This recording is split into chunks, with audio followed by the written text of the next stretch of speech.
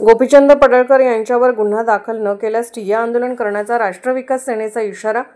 गोपीचंद पडळकर यांनी माननीय आमदार जयंतराव पाटील यांच्या मातोश्री व लोकनेते राजाराम बापू पाटील यांच्या पत्नी कुसुमताई पाटील यांच्या चारित्र्यावर नाव न घेता खालच्या पातळीची व अश्लील भाषा करून म्हटले की जयंतराव हे राजाराम पाटलाने काढलेली औलाद आहे, असं मला अजिबात वाटत नाही आणि काहीतरी गडबड असणार आहे। गोपीचंद पडळकर यांचे हे विधान ऐकताना महिला म्हणून आम्हाला लज्जा उत्पन्न होते। असे असताना प्रशासन आणि महाराष्ट्राचे गृहमंत्री कोणतीही कारवाई न करता शांत कसे बसू शकतात, असे म्हणताना स्टेपी कनेरी यांनी एका प्रतिष्ठित महिलेची बेअब्रू केल्याबद्दल गोपीचंद पडळकर यांच्यावर विनयभंगाचा गुन्हा दाखल करावा अशी मागणी राष्ट्र विकास सेनेतर्फे निवेदनाद्वारे पोलीस अधीक्षक सांगली यांना केलेली असून SP साहेबांनी 24 सप्टेंबर 2025 पर्यंत सदरच्या निवेदनावर कारवाई न केल्यास महात्मा गांधी पोलीस ठाणे, विश्रामबाग पोलीस ठाणे आणि सांगली शहर पोलीस ठाणे या 3 पोलीस ठाण्यांमध्ये दिनांक 25 सप्टेंबर रोजी मोठ्या संख्येने महिलांचे ठिय्या आंदोलन करण्याचा इशारा राष्ट्र विकास सेना पक्षाने दिलेला आहे।